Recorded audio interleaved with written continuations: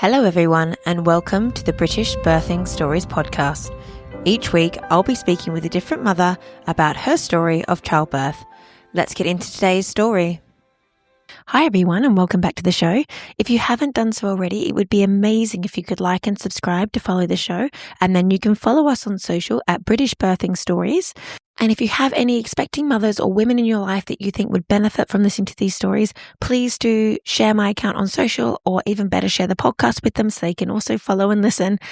On today's episode, we're joined by Layla, who shared her first birth with her son. It was a home birth, all done through the NHS. And she's come back this time to share her second birth, which was with identical twin girls in a hospital setting, done out of hospital guidance. So it's a really interesting episode for advocating for yourself and the power of trusting your gut.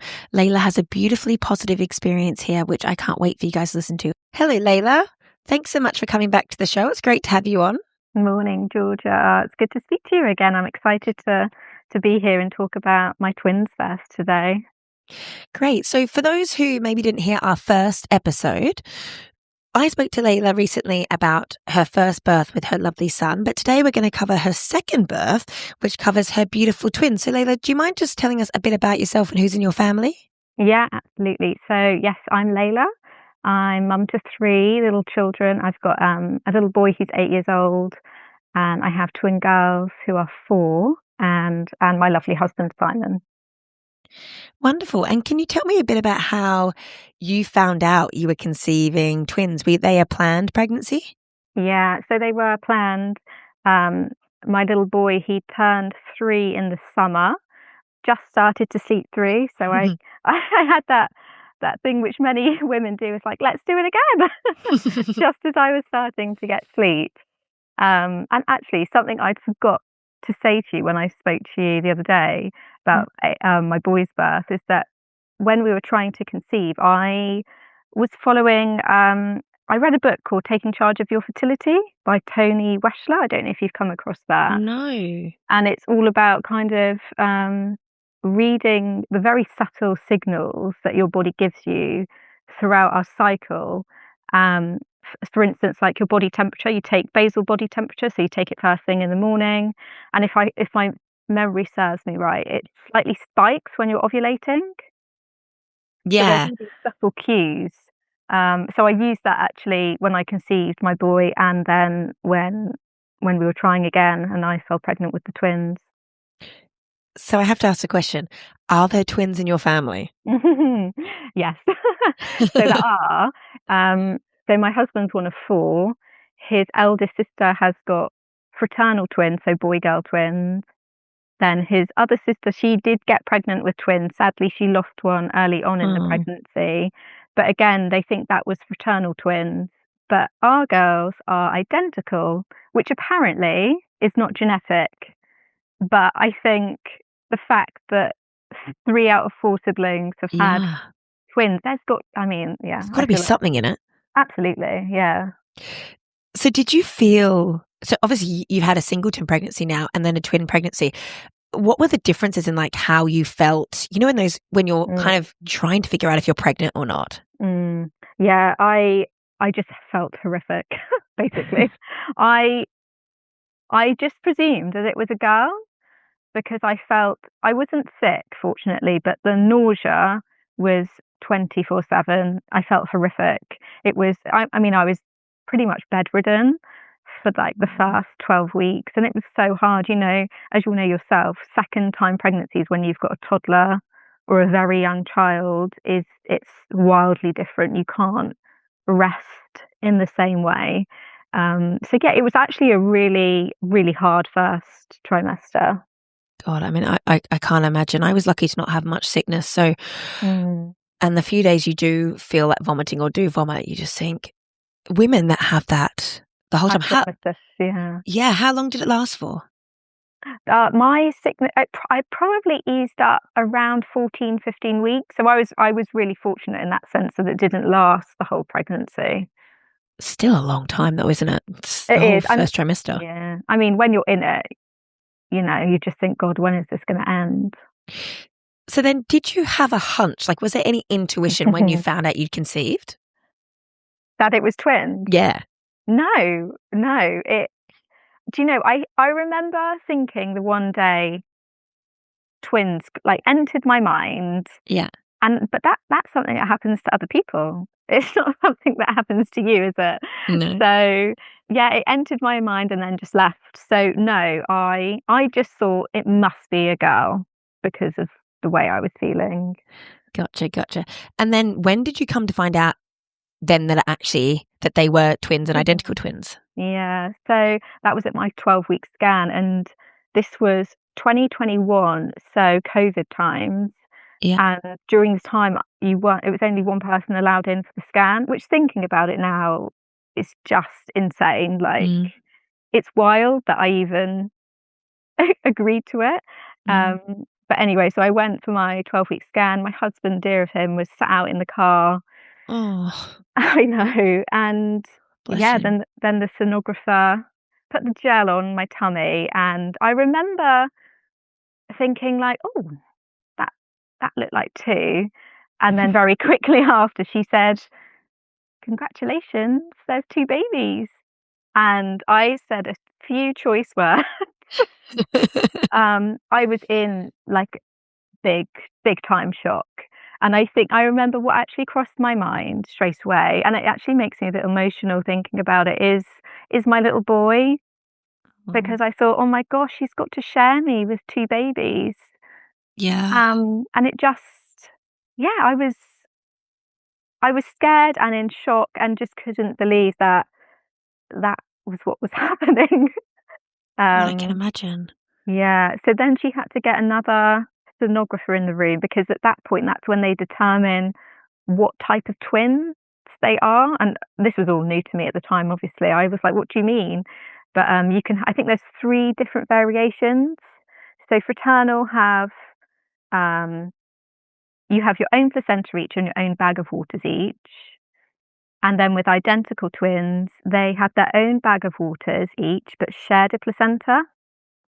Then you can get a different variation of twins where they share a placenta and they share a bag of waters, which can actually get a little bit complicated when they share a bag of waters. So then your girls were identical. So then is that like the split egg? Exactly. So the the one egg is fertilized by one sperm, and then that just copies and pastes itself essentially. It's so mad. So It's mad. wild. I know. It's yeah. I often think like, what was I doing at that moment in time when it just decided to be another baby? So I've heard people talk about this before. You obviously sound like you were super in sync with your cycle if you were doing like basal body temperature readings and things like Mm. that. So did you notice your HCG was like really high, or did you feel a strong implantation? Like were there any moments where you're like, that could have been. I remember taking the pregnancy test just after I would have been due on my period, and it showed positive straight away. So I think probably the HCG hormone was elevated higher than maybe it would have been if it was just a singleton pregnancy. Yeah. And then so you find out, right? You're lying there on the bed, they've done the scan. Initial thoughts. What was your first reaction? Oh, how am I going to do it?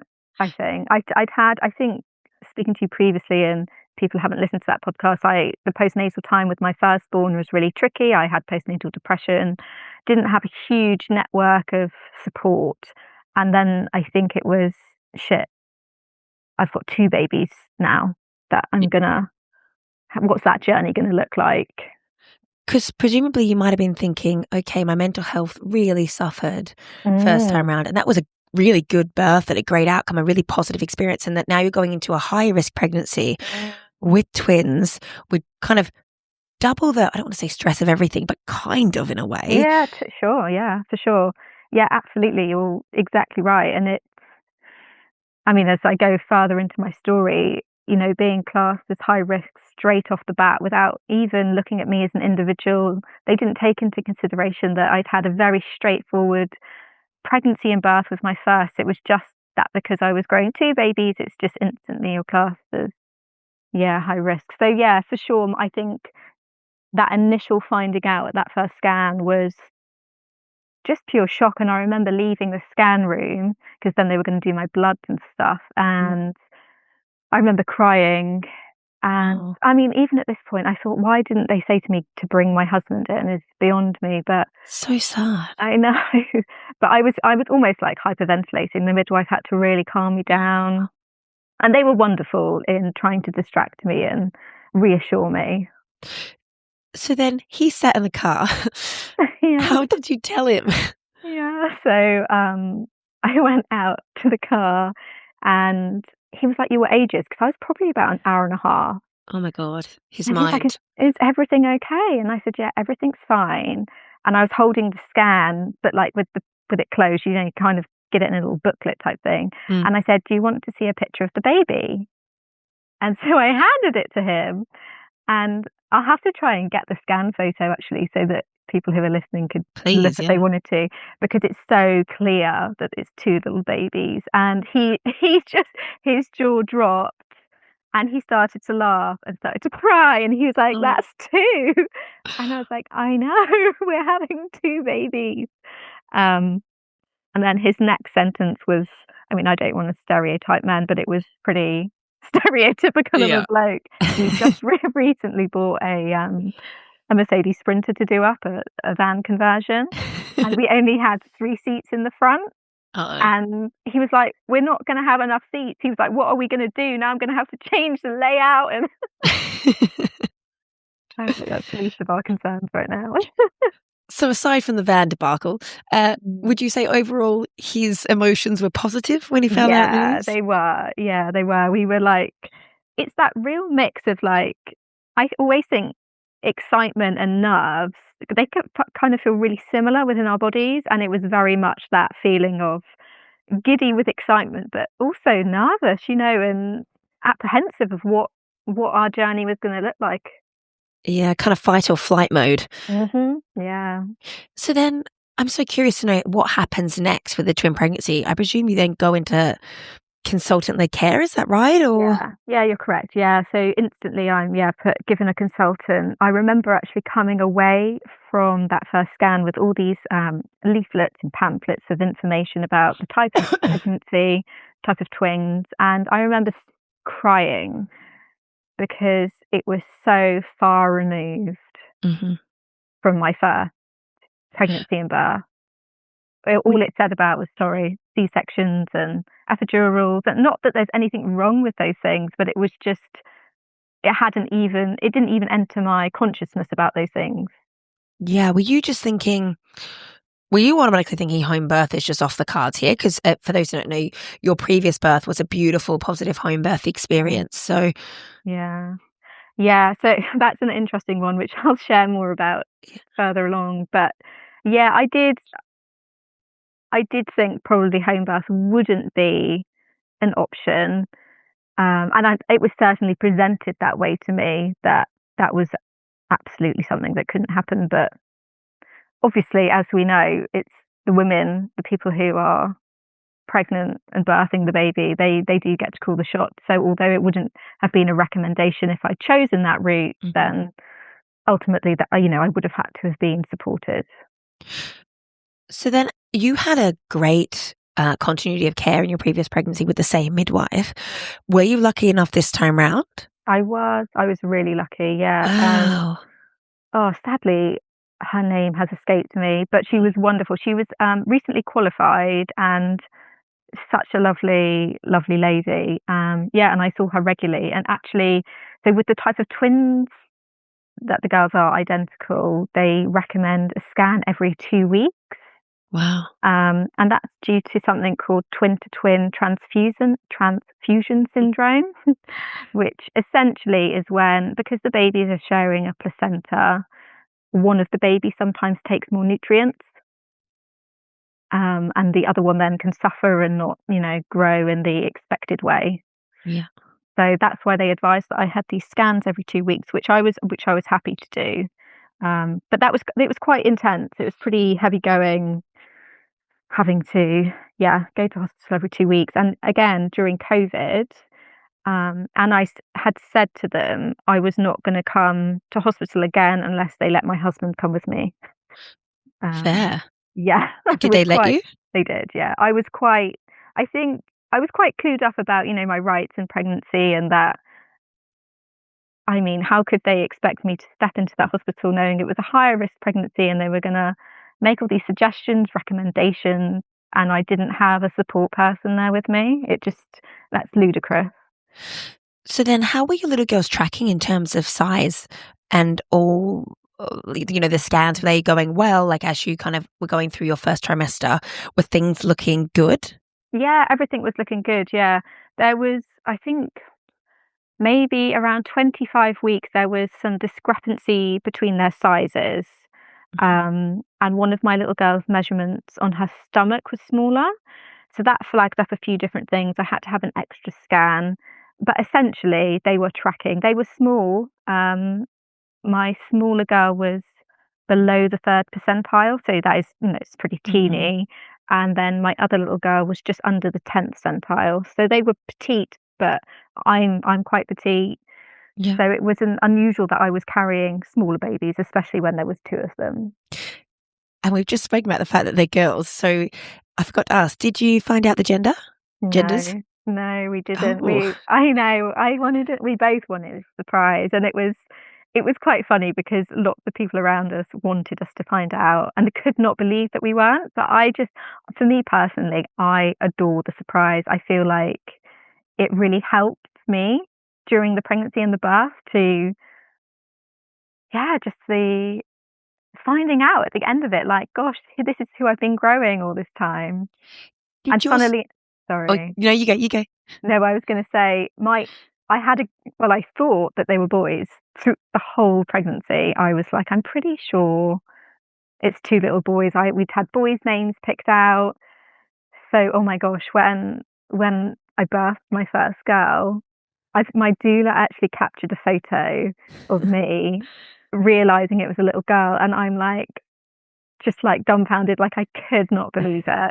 And then instantly that the other one is a girl because they're identical. It's just, yeah, really beautiful moment I'll treasure forever. I just didn't even think about that, which is so silly. That of Yeah, course the other one would be as yeah, well. yeah, yeah. Wow. How did your son go then? Obviously not knowing the genders. Did he bond quite well with the bum? How was he dealing with, you Oh, know, quite a big thing for him? yeah, dear of him. He was amazing, actually. So when we found out we were having twins, we live in a tiny little bungalow, two-bed bungalow. So we knew we were going to extend at some point, and then after finding out we were having twins, we were like, right, think we better do it now. So in between having a toddler, growing twins, we decided to do an extension on our house, which was quite a lot. Yeah, God. Um, but yeah, my little boy, he was wonderful. He kind of really took it all in his stride. Um, and I think because he didn't know any different, or, like I said, my first concerns was, bless him, he's going to have to share me with two babies. He didn't know any different. So for him, just having two babies arrive, that was his normal. So funny. That's his normal. Yeah, it is. Yeah. During your, the whole pregnancy, I guess, did you have any unusual pregnancy symptoms? So obviously your first singleton pregnancy, you were quite lucky. And I think you mentioned you had some pelvic girdle pain. Mm. Did you have anything similar this time? Any weird cravings? Yeah, no, no weird cravings. I was just very uncomfortable. So I'm 5'3", very slender. So carrying twins did take a toll on my body. Um, I think I was probably around 27-ish weeks, and I felt like I was full term with my Wow. boy. I was just the pelvic pain. Mm. I was very uncomfortable. Um, but I did go for regular chiropractic chiropractic treatment and massages, which did really help. Yeah. Um, but yeah, my body definitely took its toll on my body for sure. And then did you kind of struggle sleep-wise? How was all that for you? Yeah, my husband quickly was kicked out of the double bed. Fair. Yeah, it wasn't the comfiest of pregnancies. Sleeping, do you know what? I'm a really good sleeper, so it takes a lot to disturb my sleep. And I did sleep pretty well right up until the end, I think. Towards the end of my pregnancy, the worst symptom I had was the heartburn. It was pretty much constant. And I was like chowing down Rennies like you wouldn't believe just to try and alleviate it because it was, oh, yeah, it was really horrible. I would say that was probably worse than the pelvic girdle pain, actually. Interesting. Yeah. So then moving on through to your second trimester and third trimester, do you want to talk us through how the pregnancy progressed in the lead up to and like what your, I suppose, birth plans were, your hopes, what you were kind of envisioning? Yeah, for sure. So, like I said, I'd been given these pamphlets with information about twin birth and how, most of the time they end in C-section and they recommend a C-section, and epidurals and being cannulated and very medicalized. And quite quickly, I started scouring the internet to see about natural births for twins. Was it possible, or did I just have to kind of, yeah, get comfortable with the idea of having a C-section? But I came across a Facebook group called where I've written it down, Birthing Multiples Naturally. And this was like gold dust for me. It opened my eyes that I wasn't mad for hoping for a vaginal birth. And obviously, there are so many factors that we have to consider. Maybe one of them would have been breech, and that might have altered things and how they were developing. But in my mind, if I continued to stay well and healthy, and so did my babies, I just didn't see why it wasn't possible that I could, again, have a beautiful vaginal birth with them. So I really armed myself with lots and lots of information. I got really clued up about my rights. There's an organization called AIM. I should really know what that acronym stands for, but I cannot remember. But it's a really great British organization. It's improving maternity services and just helps people understand their options within pregnancy and birth. So I was having these regular 2 weekly scans, and I was assigned a consultant. And because I knew that I wanted to birth outside of guidance, and what I mean by that is that their recommendations, like for instance, CTG, often they want women who are having twins to be on a CTG so they can monitor the baby's heart rates constantly. I felt like that wasn't the right option for me because I knew how important movement was.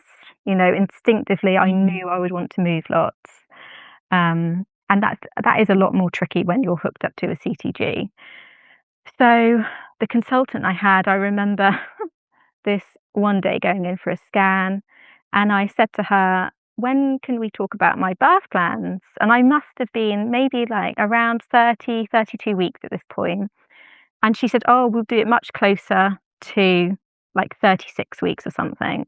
And I said, well, I'd really like to talk about it now because, my wishes for the birth are probably go against a lot of your recommendations. And actually, this consultant was quite huffy. She was actually really rude. And she said, well, what do you want? And I said, I would like a water birth with the twins. And she said, oh, absolutely not. No, you cannot have that. Did she say why? Well, so I questioned her on this. I said, you can't just say no to me. I said, it's my birth. I said, if I choose that, and obviously with the caveat all being well, obviously, I don't see why it wouldn't be an option. And she said to me, the pool belongs to the hospital, so they can refuse to give me access to it. Yeah. And then things got quite heated. And I remember it, and it will stay with me. She said, on my head be it about how the birth goes. And I just thought, I can't believe you've just said that to me. And yeah, it was really not good. Really disappointing and really, really upsetting, actually. So I requested another consultant. Good work. Yeah. And somebody who would at least hear me out and respect my wishes and not belittle me. And so I had another consultant who was very lovely and very open-minded, gave me all of their recommendations and backed it up with, why, but also listened to me and my research and my hopes and wishes. And so we came to an agreement about, as long as everything was, going in the trajectory that it was, the baby's growing well, then yes, I could have access to the pool at the hospital. And actually, because you'd said previously about the home birth, I threw in there that if they didn't let me have access to the pool, I would then plan a home birth, and that really put the shits up of them. I don't recommend everyone does that, but I kind of was playing my cards a little bit with them, Also advocating for yourself. And so I'm just curious, at what point did you swap consultants? How far along in the pregnancy were you? Yeah, it was around 30-ish weeks. Quite late on then. Yeah. I mean, I'd seen a few different ones, but this interaction I'd had with this particular consultant, which was quite negative, I thought, no, I'm not entering that space again. That's not the energy that I need. I want to be respected. And I get that they have to, share their data with me and their guidelines and policies. Yeah. But to do that in a certain manner. Just respect, isn't it? Absolutely. So it sounds like you had different consultants the whole way through, but the same midwife, is that right? That's right. Yeah. Okay, that must have been frustrating. It was, yeah, it really was, because you want to build up that continuity. You don't want to have to keep repeating yourself. You want to just build that rapport with somebody who understands you and gets you and honors your wishes. So yeah, I saw quite a lot of different consultants. And what was your midwife saying about all this? As I assume you were talking to her about what they were saying. I think they're stuck between a rock and a hard place. Yeah.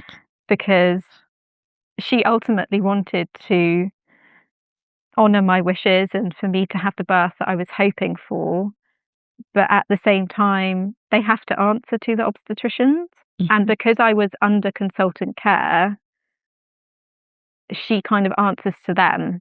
So it was, I think it was tricky for her to get that balance at times. So at this point, you're then deciding for a hospital birth at your local hospital, hopefully with a pool. And what happened from there, I guess? Yeah, so I then decided to meet with the head of midwifery. I wanted complete clarity. I basically wanted everybody to know what my hopes were for this birth, and I wanted people to know that I needed them to respect it. Things can be derailed at times, especially with high risk cases. So yeah, I met with the head of midwifery. She was wonderful, was so understanding and respectful of my choices, and let me know that everybody was going to be making sure that they shared all the information with me, but ultimately everything was my choice. And also, because it was COVID, at this time they were only letting one birth partner attend the birth, but I really wanted my doula there. So again, I requested that, considering that it was a high risk pregnancy and there were more things that were involved, I would really like that extra emotional support. And they were wonderful. That was no problem. They said that's fine, that my doula could be with me. And so I think that's why, as a doula myself, I often say to my clients, sometimes it's worth, if you're choosing options which kind of go against guidance and recommendations, it's often good to speak to the head of midwifery, because you're kind of dealing with the top dog, so to speak, and they can kind of support you more in your wishes.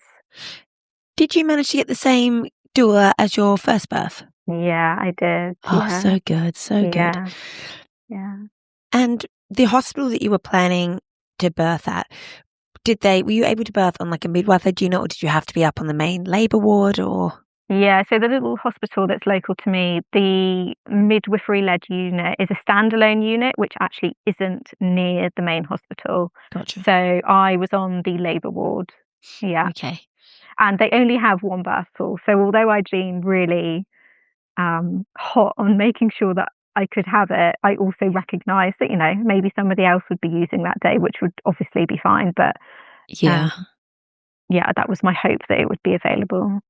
So then I got to, so it's funny because when you're carrying twins, it's almost like you reach, I don't know, almost like 30, 32 weeks and it's like, well, they could come at any point. Yeah. So I was kind of on eggshells a little bit. And, at that point I was so heavy and so uncomfortable. I was kind of just waddling around my house most of the time, not venturing too far away. And then I remember that I was about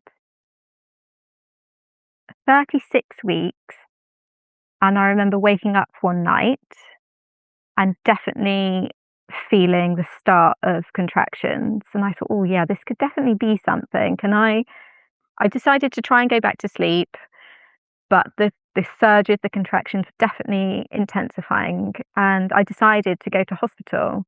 So, woke my husband up and got things all together and ready, and I was definitely contracting regularly. Um, But what was really fascinating is that the moment I walked into that labour ward Mm. with the bright lights and people talking to me and asking me questions, my contractions just stopped. It was like a switch. Mm. And that was really like a very powerful moment for me, recognizing how important our environment is and how, if we, whether we feel safe or not, how things can unfold. And I'd gone in, although I was excited thinking, oh, this could be the start of it, you know, I guess ultimately I would have loved to have had my babies at home, but it didn't feel like the safest choice for me. But the next best choice was hospital. And I think there was definitely that feeling within my body that there was a resistance to being in that space. Mm. Um, yeah. So you got into hospital, and then did they admit you and check you over? Yeah, so they admitted me, they put me on the CTG, and they could see I was having, like, mini little contractions, but nothing, that's, kind of Tightenings. yeah, tightenings, exactly. Mm. And they sent me home after that. I had a few different interactions with a few different consultants that night, and I remember they were trying to persuade me to just go for a C-section. Of course they were. And I politely declined, Yeah. and just thought, "No, I'm just going home. I'm just," yeah. So, yeah, came home.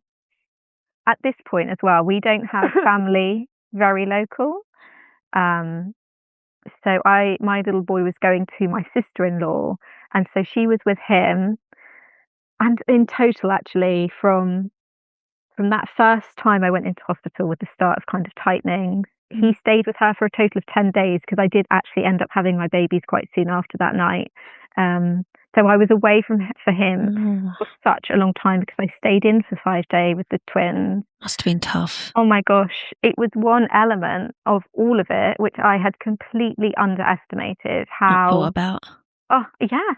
I was heartbroken to be away from my boy for that long. It was so hard, and I remember speaking to him on FaceTime, like, getting emotional talking and thinking about it now, um, and just seeing his little face, and all I wanted to do was be with him. Mm. But yeah, I was in hospital, and he was fine, it's years later, obviously, that's just a distant memory, but at the Yeah. time when you're in it, oh my gosh, You're that kind was of splitting yourself in two, aren't you? absolutely, yeah.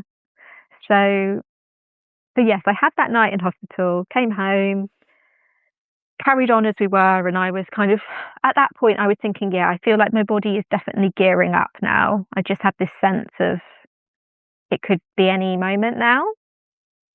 And then I had a scan booked early one morning. I was 36 plus 5, And I was in hospital, super early, probably like 9 a.m. And I'd actually gone to hospital with my doula because my husband was working. So had a scan, and then I met with a consultant, one of the consultant I'd switched to, the lovely consultant. And she sat me down and she said, my twin, who'd always been a little bit smaller, she said it seemed like she hadn't grown in 2 weeks. And they were quite concerned at this point that it was possible that the twin to twin transfusion syndrome was coming into play. They Yeah. couldn't say for sure that's exactly what it was, but um, she did, she was very concerned, and I kind of really felt the weight of her words at that moment. And I was nearly 37 weeks, and I thought, the previous few nights I'd had been having these tightenings, and I think what they were recommending is that I was induced that day. Yeah. And so I had a big cry, and kind of got all these emotions out which needed to come out for sure. And I agreed to the induction. So they asked me to come in. So that was in the morning, and they said, come in later that afternoon, and they would start the induction process. And because I had already had a baby, they said it was most likely that they would just break my waters to begin with. So it wouldn't be a pessary or prostaglandins or anything like that. It would just be straight to breaking the waters. I agreed to that. So I came home, called my husband home from work, and we had like these few hours at home together, knowing that we were going to meet our baby soon. And it was, really, like that jittery excitement for sure. Oh, I bet. So I want to take you back just a little bit. Mm, I have a question on, so the night that you went into hospital mm. for the contractions, do you have kind of like, was there like a fear or reason that you wanted to be there? Was it like, were they kind of, I suppose, saying to you the minute you thought you were in labor to get to hospital? Yeah, do you know what? I don't know why. Because I knew that being at home was the best place for as long as possible. So I Yeah. don't really know why I decided to. I think they might have said to me to go there like quite sharpish. Yeah. And that must have been why I decided to do that, because Yeah. I don't think it would have been necessarily like a thought process from me that I Yeah. need to be there. Because I was just thinking, just with your history, having had the home birth in my head, I'm thinking, oh, I mean, a few tightenings or something for you would be killer nothing. You might just wait at Mm. home for as long as possible. So I was just curious if there was a thing behind that. Yeah, I think you're right that, I think it must have been that they had said to me, head in as soon as kind of you're feeling anything. Because, Yeah. yeah. And then birth prep, birth plan, anything like that. Were you thinking before we get into the birth story and the induction, Mm. which I'm so excited to hear? Did you do anything else differently to what you did with your first son, or can you talk us through what you did? I just did a hell of a lot of reading about twin births and vaginal twin births so that I knew that it was possible. I read up about the time between the twins being born. So, hospital policy is that they like them to be born within half an hour. Mm-hmm. And there's a few different reasons for that. I think the main one being that obviously, when you've had two babies within your womb, one comes out, the other one can then change position. Um, so that was one of the main factors, that they were concerned that if they waited too long, the baby could change position. Mm-hmm. But from my reading, there were mothers who had waited up to a few hours. And I put this in my birth plan about, as long as, baby was heading towards the exit and they were happy and Yeah. I was happy, there was no rush. I didn't want to be pushed Yeah. to birth that second baby if everything was well. Because, I mean, what would the need be? Yeah. Just because of policy. Um, I think just a lot of reading, like we were talking about previously before we came on the call about the Australian, what's it called? Australian birth story, Sophie Walker. She's amazing. Yes, absolutely. So listening to a lot of her podcasts about twin birth, just really absorbing a lot of positive energy and information about a twin birth, because my husband was incredible. He was so supportive. He had such complete and utter faith in me for however the birth turned out, but just was like, "You've done it before, Lay." He was like, "You can do it again." And my doula the same. And so I really kind of created this little bubble around myself. Um, because obviously family and friends had their Concerns that I wasn't just opting for, inverted commas, the safest option being a C-section. Yeah. And of course, in some cases, that absolutely would be. But for me and my journey, that wasn't where I was at. It wasn't the safest option for me at that moment. And you had everything in your favor. You'd had a previous great first vaginal delivery.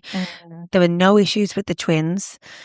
You were, in all, even though it's a high risk pregnancy, you were kind of a low risk birth, right? I was, totally.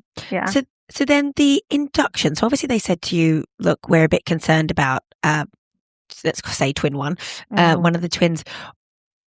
Were you then thinking, okay, at this point, because I feel like I would be the same, right? You kind of get the fear of like, maybe they're safer on the outside now than they are the inside. Is that what was going through your head? Yeah, for sure. I definitely, because the whole way through the pregnancy, there was a lot of fear being projected at me from health professionals. And I definitely had to build up this like protective barrier against it, and almost like, water off a duck's back, which was really hard to do, to be honest.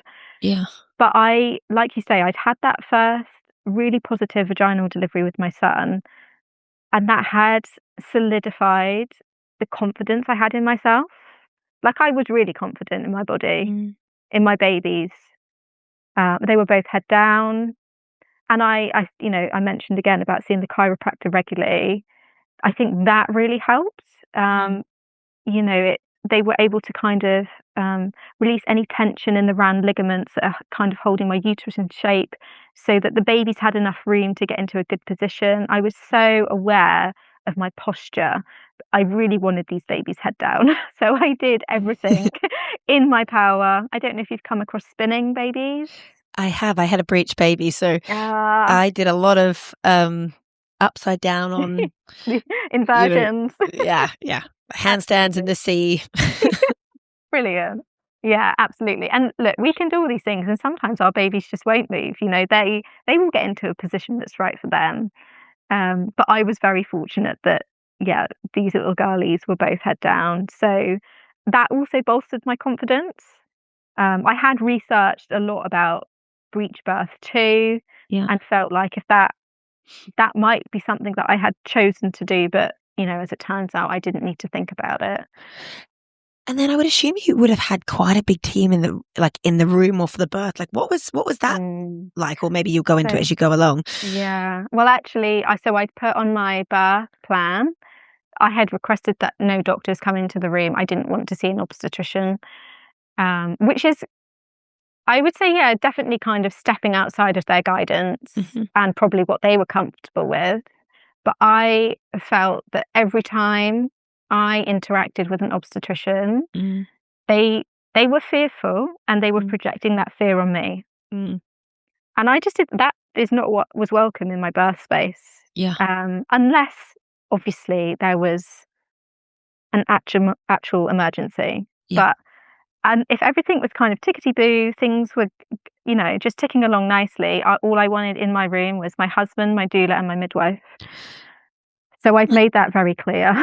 Yeah, I think that's great. And I suppose that's a really good talking point for advocating for yourself, because I feel like, and rightly so, we should be so trusting in, the NHS and medical professionals, and, we are not doctors. So there's a reason that they're there. But, for so many years and decades in history, birth was such a hands-off natural thing, and doctors really should just be there if just they need to step in. Absolutely. There's no need for them. I don't understand why anybody else needs to be in that room if there isn't a clear need. Midwives are trained. They have the skills to look after us. And if if we just let them get on with their job without trying to look for problems, that they're very well equipped to do that. Yeah, and it's kind of like that analogy you hear about, imagine doing a poo in front of 10 people you don't know. Totally. Absolutely. How's that going to go? Exactly. I mean, I find it hard to poo just not in my own home. So In front of your husband is not great. no, all of these things, and then absolutely, it's such a great analogy. It's such a simple but effective one to kind of grasp. Oh yeah, actually, it's such a primal, instinctive.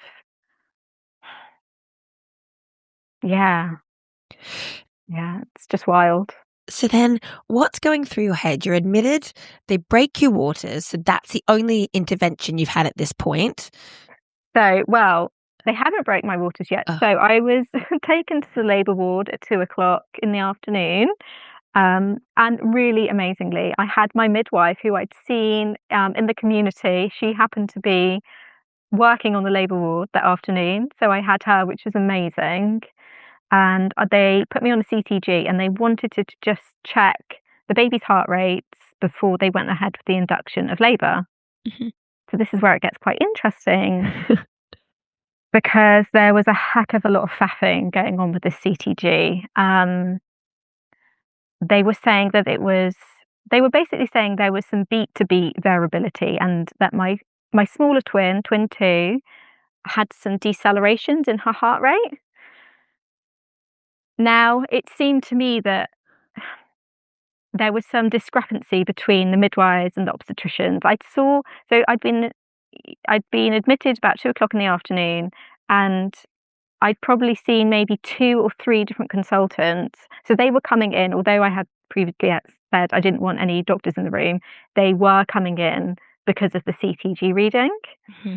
And they were recommending to me they would like me to have a CTG due to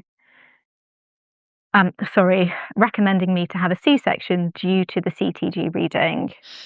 But it was really, I was kind of quizzing them on it, saying, well, is the baby in distress? And they were like, no, she's not in distress, but it's a little bit, not quite what we'd like it to look like. But it just wasn't clear. And I felt like, and I might be wrong about this, but it felt like they were just trying to find any excuse to give me a C-section. Mm-hmm. So I'd seen all these different doctors and I kept saying, I want time to think. And then it was so I was admitted 2 o'clock. Then at about 6 p.m., they took me off the CTG. And I actually have my birth notes, and I can see on my birth notes that this was at the request of the consultant who I'd had that not so great interaction with. She had never stepped into the room. Interesting. But she had requested that the CTG be taken off. And I remember coming off the CTG and going into the toilet with my husband and having a big old cry and being, in a state of, am I being selfish for wanting a vaginal birth of these babies? Should I just have a C-section at this point? And he was just really trying to kind of bring me back down and just hold me through how I was feeling at that moment. And I went back into the room and my doula was there and she said, let me just give you a little bit of massage. She was like, look, there's no urgency. And she actually said to me, if they were that concerned, why did they just take you off the CTG? Correct. So she gave me a bit of kind of light touch massage and I had my eyes closed and I had some music in and it just came to me all of a sudden, just complete clarity that I had to try the induction, the breaking the waters to see how my babies tolerated it. And that obviously if it was clear that they weren't tolerating that, then absolutely I would be having a C-section. But I just needed grounding. And this is what I see as a doula myself. As soon as fear enters our brain, that can just override everything that we've previously thought we wanted. it can cloud our judgment. And sometimes all we need is just somebody to say, take a breath. Is that really what you want? You know, looking at the whole picture, not just focusing on this fear that these obstetricians have. And I'm not saying that fear isn't always warranted. I don't want to paint a picture that, you know, they're fearful and they're risk averse and they're always wrong. I don't mean that at all. But sometimes it's good to question it. So anyway, I was off this CTG for 2 hours, and that just cemented to me, you're not bloody worried. If you're worried about my babies, you're going to want me on that CTG continuously. Why take me off it? Seems weird that they would even take you off. Like, surely, I know. You know, if they felt it warranted before, why wouldn't they just keep you on it until you decided what you were doing? Exactly. And it's, you know, I don't want to say that this consultant had an ulterior motive, but it's really interesting to me that she is the one that requested just take her off it. So then there was a shift change, and this is where it all gets a bit magical, because in stepped this midwife, which I'd never met before, and her name is Ellie, and she is, am I allowed to swear? Go for it. She is fucking amazing. Amazing. She came in with such confidence in her skills as a midwife and in me. And I just felt held. I felt seen. You know, having my husband, my doula, and then this midwife in the room was like all the stars aligned for me that night. It was just incredible. So she came in and we said, yeah, we'll go ahead with the breaking of the waters. And after breaking the waters, I would be on the CTG again. And you've kind of can't remember what it's called. You have to kind of hit a certain number of minutes where the CTG looks okay and babies look happy. Yeah. So I accepted that. And babies were both happy. I came off the CTG, and actually during all of this time, one of the main concerns that the consultants had is that I didn't actually want continuous fetal monitoring during the actual labour where I'm, you know, contracting regularly. It's really not something that I was game for. I just wanted intermittent monitoring, which they didn't love, but it's what I wanted. So anyway, Ellie, the midwife, was just absolutely on board with it. She was like, it's completely up to you. She was like, you know, if I can't hear them properly, I will obviously let you know. But if that's what you want, then that's what we're going to do. So yeah, essentially she broke my waters so I've been admitted at 2 p.m. in the afternoon. They didn't break my waters until midnight. Oh. Yeah. So it's been. Could they not have waited to the next day? Oh yeah, I mean, yeah, they probably could have actually. Yeah. Give you some sleep? Yeah, I know for sure, but that's not really the way the hospitals work, unfortunately. So yeah, midnight came, broke my waters, babies are happy, and yeah, it just all started to unfold. And I think it was probably around 3 a.m. when things kind of really ramped up and I felt like I just nudged into active labour. Actually, I've missed an important point. Just before Ellie broke my waters, she said she knew I didn't want to see any of the consultants, and she completely respected that. But she said there was an obstetrician, a doctor on the ward that night who was so excited for a twin vaginal birth in water that he really wanted to meet me. Oh. So I said, oh, okay. I said, all right, he can come in. I'll say hi to him. And again, I just hit the jackpot with this guy. He was amazing. He was so excited for us. And he was like, you know, I know you don't really want me in here, but could I just like maybe sneak in when you're in the pool? Because I just really want to see a twin vaginal birth. He was like, it hardly ever happens.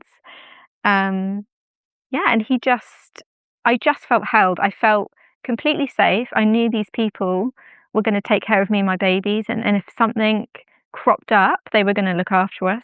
But ultimately, they were going to be hands off, which is what I wanted. And I think that then just played into me being able to completely let go, getting the birthing zone, and my body just do what it was designed to do. So about 3 a.m., I think they filled the pool up for me. I was in the pool. And again, just breathing, moving very instinctively. We had the environment, it was dark. I had my little fairy lights on, my music. And then it got to maybe like 5 a.m., 5:30. And I remember being sick, which I had been previously in my first birth. It seemed like my body just wants to evacuate everything at that point when it's getting close to pushing.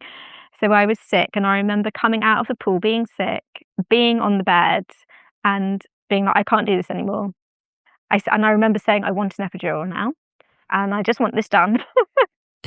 And I requested a vaginal examination at that point, and I was 8 centimeters. So good. Yeah, really similar to when I requested it with my son's birth. Actually, really, really similar time. Just needing some information about how I was doing, which gave me a real boost.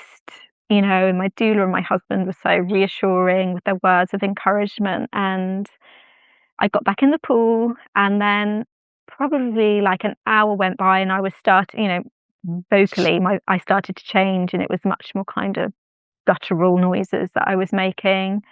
And I knew this time, because I'd done it previously, that this was me. My body was starting to push, and it felt so much easier this time to go with that sensation. And I remember saying to my midwife, "Oh, I'm pushing. Is that okay?" And she's like, "Yeah, of course." And I was like, "Can I feel?" And I actually put my hand down and felt my baby's head kind of just at the entrance of my vagina. That's so incredible. It was, and it was like just such an incredible moment to just feel this little head and be like, gosh, they're so close. And I was exhausted. Like I was so tired. I remember like my eyes rolling, and my doula feeding me little tiny pieces of banana just to give me some energy, because I'd been awake since that previous morning when I'd gone in for the scan. So it'd been a really long time, and I was just exhausted. But just like a few pushes, and her head was born, and then I brought her up. Nobody touched her apart from me. I brought her up out of the water. And I say her, obviously at this point I didn't know. And then I looked and saw it was a little girl. And that was just, like certain memories are just etched in your soul. That's one of those. Wow. And so I brought her up onto my chest. And then at this point, Ellie, the midwife, was then just checking for the heart rate of baby number 2. And what they had said to me previously that they would like to do at this point, as soon as twin 1 was born, they wanted to bring in a little scanner machine so they could actually see the position of baby, to just ultimately make sure, even more than breech, that she hadn't gone transverse. Yeah. So I was like laid back in the pool holding twin 1. And all of this was unbeknown to me at the time, but they couldn't actually find her heart rate. And they could see like so on scans they do the Doppler flow, which is when they can see the flow between the placenta and the baby, and it was very, very faint. So they were saying to me, "Do you need to push?" And I said, "Oh, not really." And again, I wasn't aware that they were worried. They were very good at not. I mean, I was kind of out of it and just engrossed in the little girl in my arms. And they said to me, could I get out the pool and get onto the bed and try and push on the bed? So we did that. They helped me out.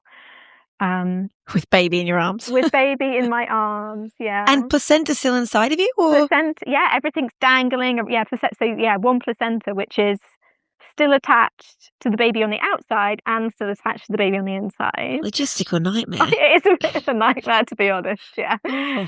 So I kind of waddled over to the bed. I got on the bed, and she was sat at the entrance of my vulva. The baby was right there, but I just had no energy to get her out.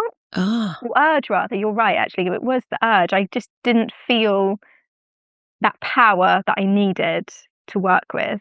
So they said to me, can we use kiwi, Avontus on baby? Yeah. And I said, yeah, that's fine.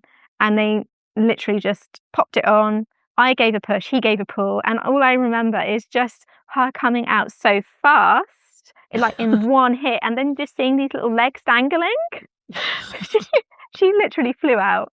And she cried straight away, and she was put on me straight away. And I didn't realize as well that someone must have called the pediatricians, because pediatricians were in the corner of the room. I was not aware of this, but my midwife, Ellie, as soon as the baby was born and they could see she was fine, she told them. And again, this is the beauty of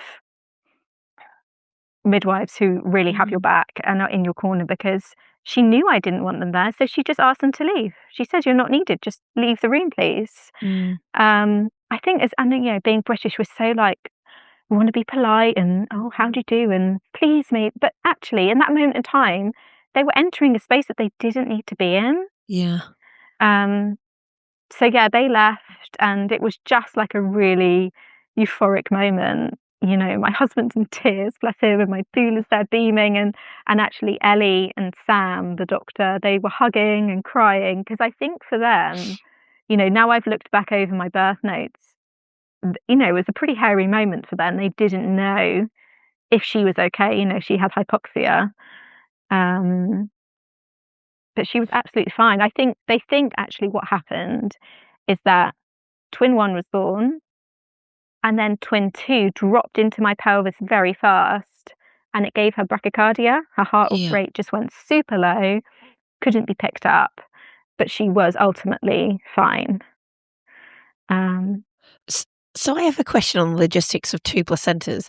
So I always envisioned that you would deliver first baby and first placenta, and then wait, because your girls had a placenta each, right? Or no, they had no, they shared. They shared a placenta because they're identical. Yeah, exactly.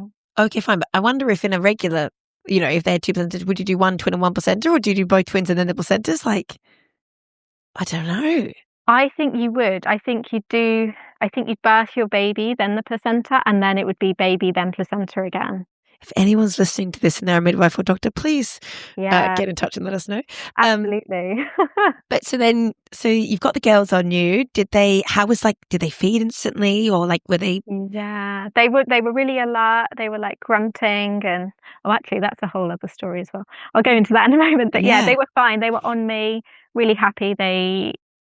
Breastfeeding was something that was super important to me. And I was, you know, I felt really confident in my abilities to breastfeed, and I knew that it might not be easy at all.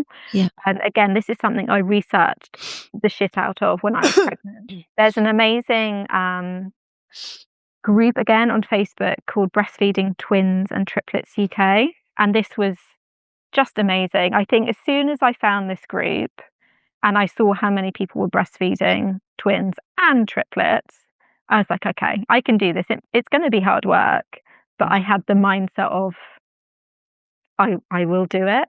And I was a little bit even more determined, because every man and his dog would say to me, you're not going to be able to do it. And I found that incredibly frustrating, but it also gave me that stubborn streak in me, determined to prove them wrong. So yes, they were on me, and they did feed. I was able to kind of latch them on, and they had a little kind of suckle, and yeah. How big were they?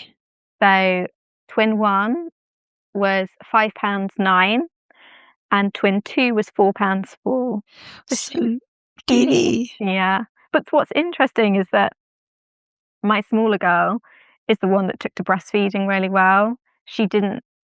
There was absolutely no issues with her. But my other twin, the bigger girl, she took a little while to breastfeed. She had to have UV light therapy for her jaundice. Yeah.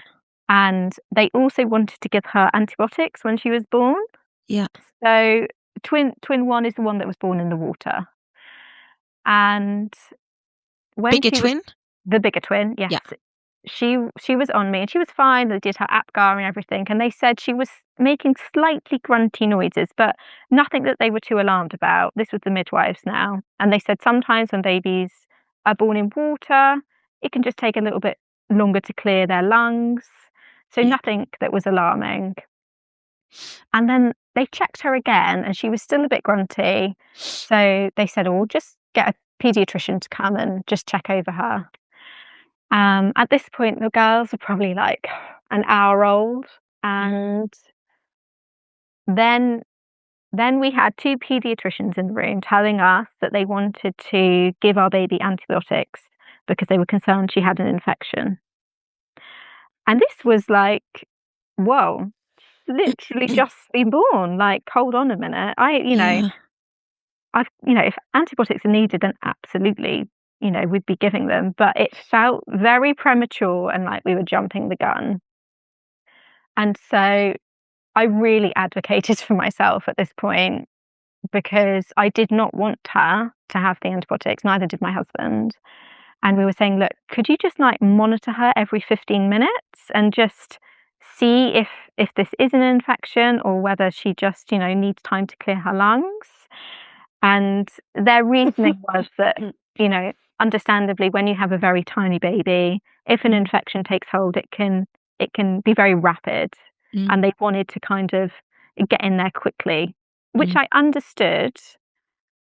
But from my perspective, she was just this brand new little baby, and I didn't want to pump her full of antibiotics. So, I said, let's give her some colostrum. That's going to be very beneficial, skin to skin, and just monitor her because she wasn't showing any signs that were very clear that she was poorly. And at that point, social services was brought up. Wow. And they said they would go over our heads even if we were declining the antibiotics because she had her own rights now that she was earthside. Is this like a threat? Or... Yeah, essentially, yes, because I said to them, so you're saying to me, even if I decline, you're going to do it anyway. So I've got no choice. This is shocking. It is shocking and heartbreaking. Yeah. Because I'm not doing anything to put my baby at risk. I'm just asking for a little bit of patience. You'd been completely compliant with everything they'd asked you to do, basically. Yeah. Yeah. So I said, right, well, you're going to ignore my request as her mother to not have it. So I have no choice but to say, okay. And so I said to my husband, you go with her. You don't leave her side. And my husband was also very much did not want the antibiotics. And as they, little babies in the little trolley and they were going up in the lift, all of a sudden she started coughing and she was bringing up some mucus. She was clearing her lungs. And my husband said to the paediatrician, please just monitor her vitals again. Just see if what she's doing now is clearing stuff off her lungs for herself and there's no infection. And they checked her and all her vitals were fine. See? She just needed a little bit of time. So much. And, the implications of those antibiotics, there is research. There's links to childhood asthma, eczema, all of these things, which I'd actually talked to the paediatrician about, but he kind of poo-pooed all of that. And interestingly, I am a twin and I was born 10 weeks early. It's a whole other story, but I was given antibiotics in hospital. I was in hospital for nearly 3 months of my life, and I was given a huge amount, and guess what I had? Asthma, skin conditions like psoriasis, and I've had my mum's a nurse, and she actually says to me she still believes to this day the reason that I have so many autoimmune issues like psoriasis, I now have eczema, I've had gut issues, so intolerances, severe intolerances to the point where they worried that I had Crohn's disease and things like that, or celiac disease. So it's like, and my mum still says, you were so little and they pumped you full of antibiotics. But at the time, what do you do? I know. It's incredibly hard. I mean, yeah, what do you do? You're stuck between a rock and a hard place. And it was sheer luck that she coughed and my husband was able to say, because I think if my husband hadn't gone with her, they still would have given her the antibiotics. And it's so impressive that he knew enough. So obviously with your history as well, that you're a doula. So we haven't actually touched on this, but he seems like really well informed. Did he do any birth prep himself, or? So with our doula, we had antenatal sessions where we kind of covered different topics. And he was just really, he kind of, I wouldn't say he researched himself per se, but he was very open to hearing what I had found. And just, I mean, I guess we are, even before we've had babies, we lean to more holistic, natural approaches and just trusting in the body's ability to heal itself. And I will caveat that with, obviously, that's not always possible, not always all the time that's doable. But ultimately, that's what we veer towards. So I think having that mindset already definitely just helped, because we were approaching birth and pregnancy in that mindset. So I am just so grateful that he was there and he spoke up, because again, I think, not that I want to stereotype men at all, because there are amazing men who can advocate for their partners and themselves, but sometimes, it's very easy to be in front of a health professional and feel like, well, they're the expert. What do I know? So I'm so grateful to him for doing that for our little girl. And yeah, she was absolutely fine. And I think that was our instinct. I just felt that she just needed half an hour to just cough up, clear her lungs a little bit. And you know what? The pediatrician was really nice. He really understood why we were so hesitant about the antibiotics, but it came down to hospital policy, guidelines, litigation. Yeah. Sadly, all the time it does, doesn't it? It really does. Yeah. So she was brought back down to you. She was. Yeah. Your placentas. Or placenta, I should say. Placenta, yeah. So the placenta, I'd agreed to a managed third stage. So they gave me the injection pretty soon after twin 2 was born. And that came away. It's still in my freezer 4 years later. I will bury it one of these days. Good intentions. Absolutely. Did it look different to because your first pregnancy was obviously singleton. So what was this placenta like? I mean, it was beefy. It was a decent sized placenta, and obviously it's got the two what do you call it? I don't know, the cordy bit. The cord, where it inserts. That's what I'm trying to think of. Very technical here. Where the cord inserts into the placenta. Obviously, it had 2 umbilical cords coming out of it. That's mad. It's wild. And you could actually see quite clearly that twin 1, who was 5'9", her cord was much chunkier. So she'd been getting a lot more of the nutrients that she'd needed. And my smaller girl her cord was quite a lot smaller. But isn't it interesting that she then fed better? I wonder if that was her protective mechanism of going like, right, I need to catch up.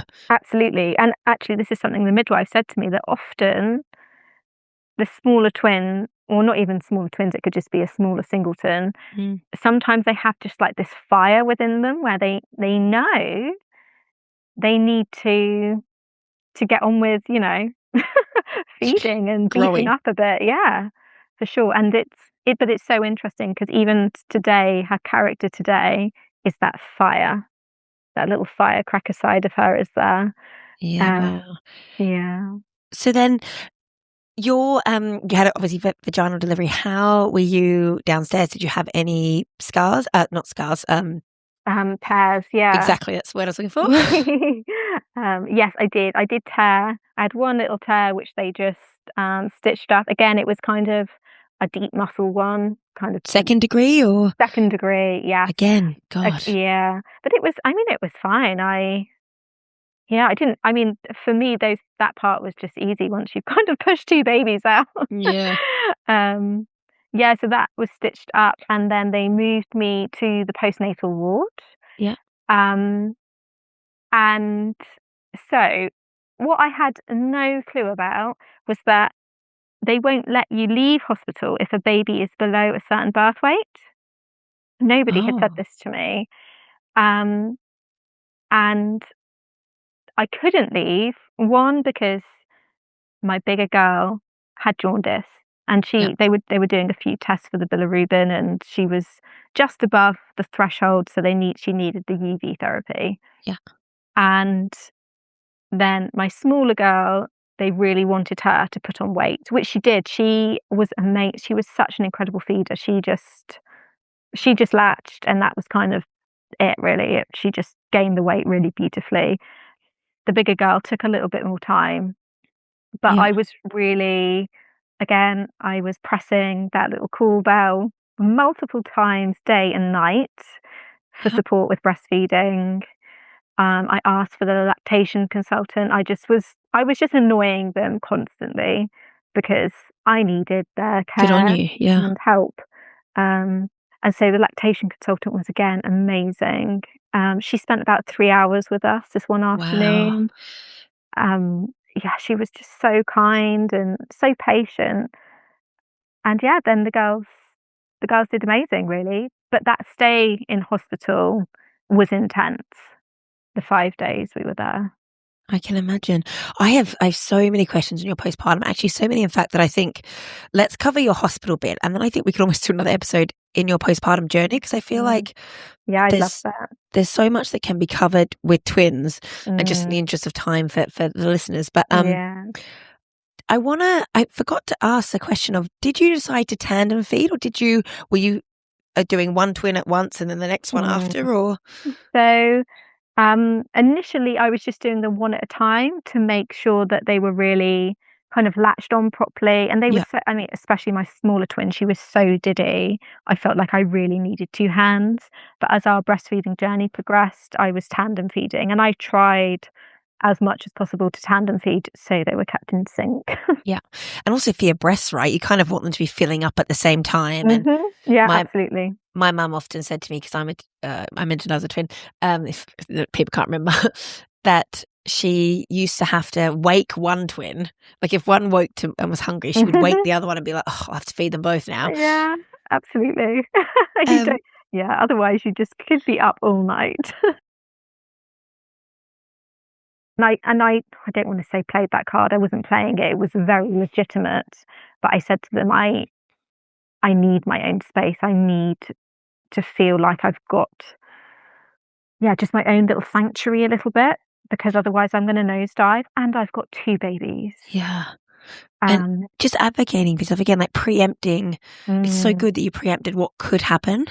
yeah, I think you've really got to. And I would say this to listeners, that I can't underestimate how much you do need to advocate for yourself. Mm, You know, if your partner isn't with you, if you haven't got a doula, you you do need to be able to, and it's, write things down as well, that, because often in the moment we forget things, yeah, don't we? But if there are certain things which are really important to us, that we want those taken care of us, to know about, mm, have it written down. And don't, I often say to people, don't feel like a nuisance. Like, I was just saying, I continually was calling the bell. yeah, I have people say to me, "Oh, I didn't want to do it. I felt like I was a pain." No, do it. Like, yeah. they are there to take care of you. They want to support you. So make use of that. Especially if you have babies that are smaller as well, and it's like Absolutely. you. No hospital wants you to leave if you feel like you are not comfortable breastfeeding. Totally. Absolutely. Yeah. Because, I mean, if you don't feel like you're equipped to do it in hospital, 2 a.m. in the middle of night at Mm. home can feel very lonely when you've got a screaming baby not And actually latching. scary, Oh, absolutely. because you're Totally like, they scary. have to eat. And if you don't have Absolutely. formula to hand, Yeah. that's what I was going to ask you. So 2 questions. Um, Mm. we haven't discussed a huge amount about like what you've mentioned, that you had your doula in your birth, but I suppose what I don't know a lot about, and what I'm assuming listeners would be really curious to hear, is like, I suppose the practicalities of what your doula did in your birth, and how that felt like a support system that you really benefited from and needed? Yeah, that's a really great question. Yeah, I think so. For me, and what I needed from my doula, and that's the thing, is that all of us doulas, we're all different, and what people want from a doula is going to be different as well. For me, it was very much the emotional support, somebody that I could just feel so safe with, that I could say the scariest thing that was in my mind that maybe I wouldn't voice to somebody else. And so during the pregnancy, we had these get-togethers where we would talk about, especially with the twins, there were certain topics that felt like I just wanted to go over and over to get some clarity around, about maybe different hospital procedures and how I might go about navigating that. She would signpost me to different resources so I could get the information myself. And just kind of like relaxation stuff as well. She'd often do mindfulness with me, teach me some like kind of different breath work techniques. And then during the birth itself,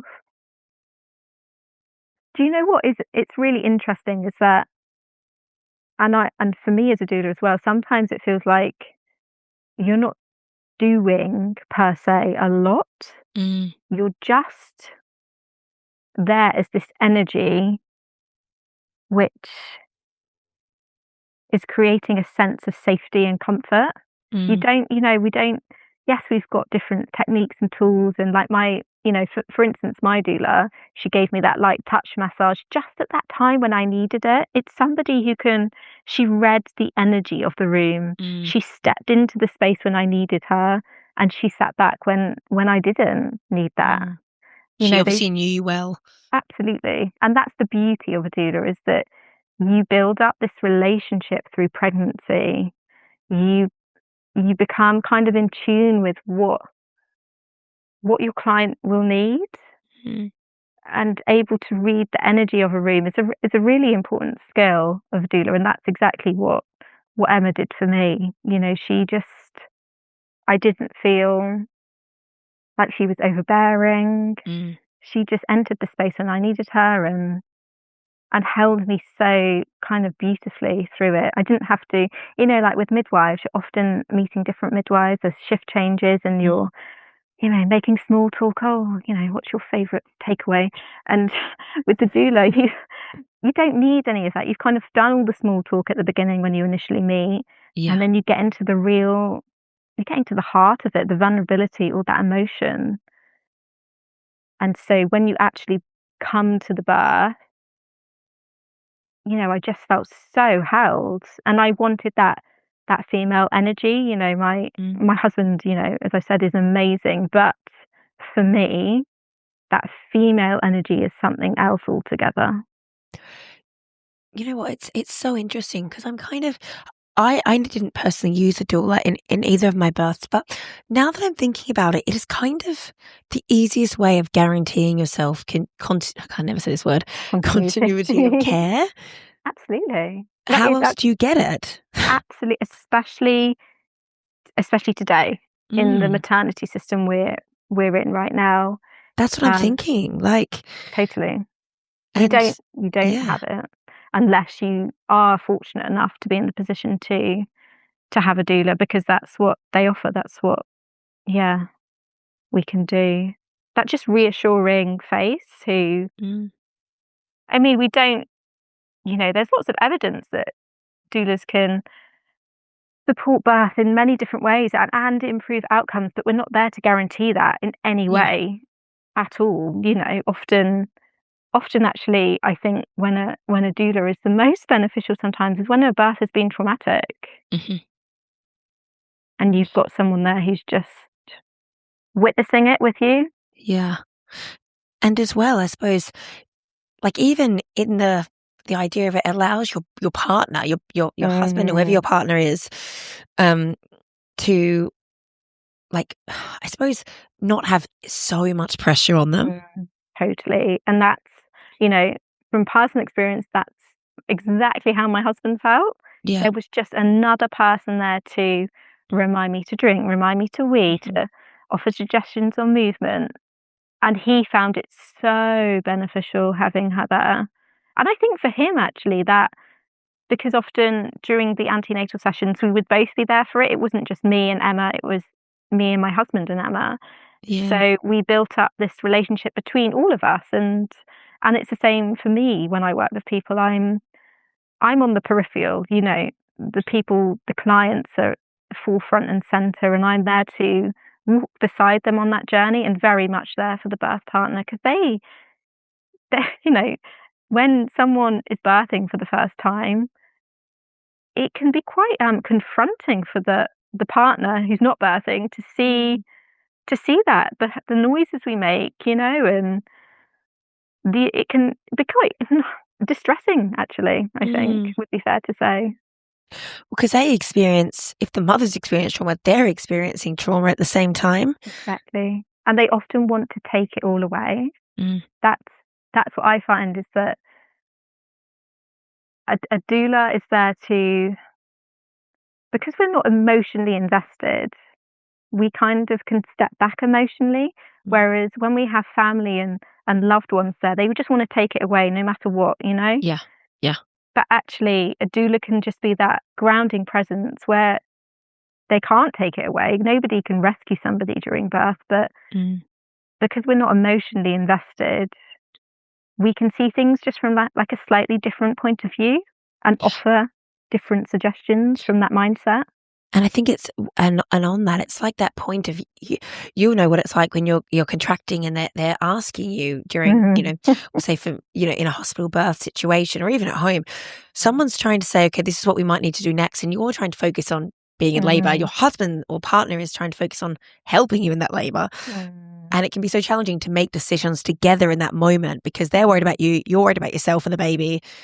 So it's good to have someone there who is your like counsel in a way.